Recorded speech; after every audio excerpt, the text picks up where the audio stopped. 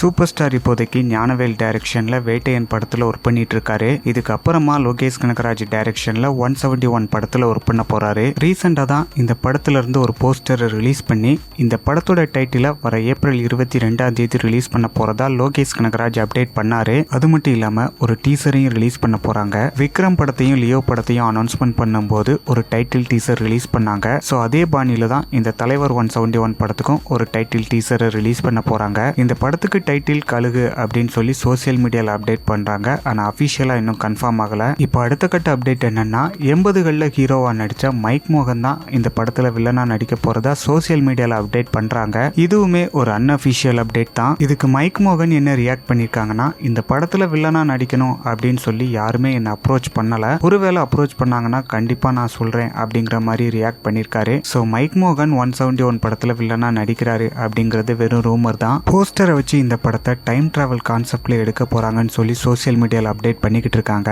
இருந்தாலும் டீசர்ல இந்த படத்தை எப்படி எடுக்க போறாரு அப்படிங்கறத லோகேஷ் கனகராஜ் காமிச்சிருவாரு. ஸோ டீசர் வர வரைக்கும் வெயிட் பண்ணி பார்க்கலாம்.